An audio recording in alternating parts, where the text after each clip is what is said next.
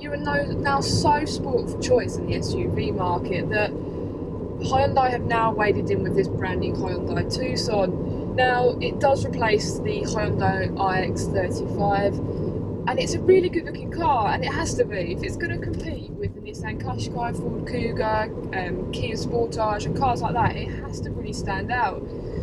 And this Tucson is actually designed by an ex-Audi designer, so that means there's a few of the German styling cues around the car. You've got the really distinctive front end, the large grille, nice lights, you've got the driving lights around the bottom, and then it's got like a crease along the side, and it is quite a distinctive car.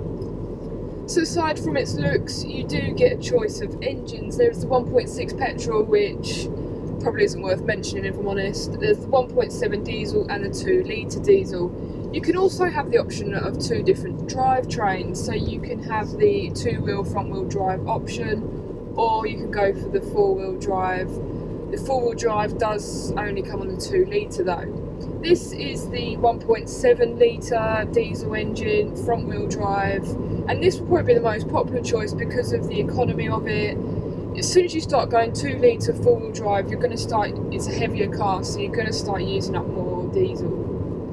This car emits just 119 grams of CO2, so you're looking at a yearly road tax of £30. And they say an MPG of around 60. Now, I'm getting 45.2, and this car has done 12,500 miles, so it has been the engine has been well worn in, and I'm still only getting 45, so do take the MPG figures with a pinch of salt. Now, driving this car, great seating position. The 1.7 diesel is a little bit loud under duress, but it impedes a little bit on the cabin, but not too much. This has got the 6-speed manual gearbox, but there is also an automatic gearbox with the 2 litre, which is a little bit slow on up changes. This 6-speed manual is ideal. Again, it will probably be the best seller, the 1.7, the 6-speed manual. And this is also the SE Nav range. Now, there are a few trim levels you can get. There's the S, which is real base bottom of the pile type, which is around £18,000. It then goes into SE Nav, which this is, and that starts around 21,000, and then you go up to the premium and the premium SE. The premium SE, you're looking at about £28,000 for that, and that's the problem a little bit with this Hyundai. To get anything option wise, you've got to really go up to the premium models, and then you end up paying quite a bit of money. Now, this SE Nav comes with sat nav, that's why it's called the SE Nav, it comes with sat nav, and this 8-inch infotainment screen here. Now, it feels really dated. It doesn't feel up to scratch to some of its competitors, and that's a real shame.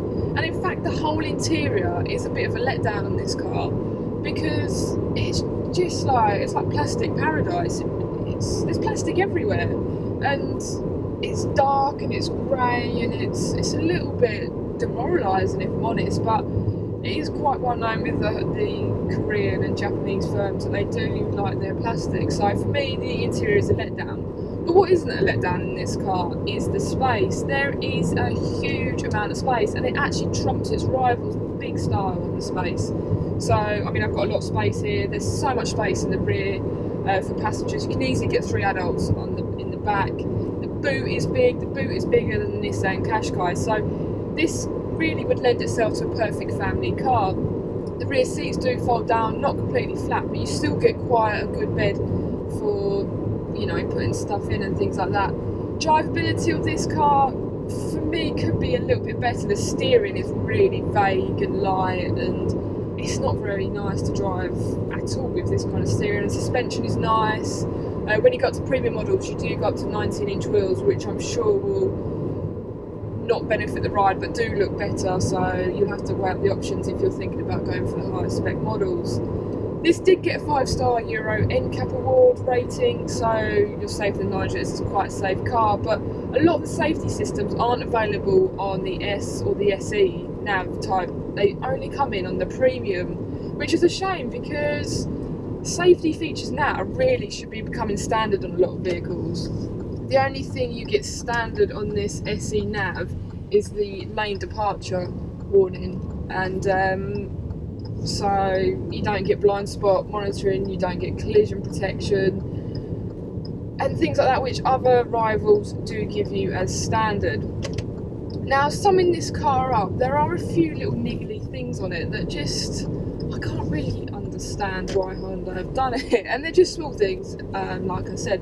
But the passenger seat, there's no adjustment on it, and it sits a lot lower than the driver's seat, so your passenger will be sitting a lot lower than you. This is the most complicated sun visor I think I've ever seen. There's bits that pull out and things like that. And there's things that Hyundai have looked at and kind of not done, or done over the top, where there's other things that I think they should have done. But overall, I'm literally just picking holes, just tiny holes, but overall it's a really nice, comfortable, well priced at the lowest spec levels car. And it's nice to see another entry into the SUV market, because the more competition you get, the more competitive it becomes and the greater deals that the public can get.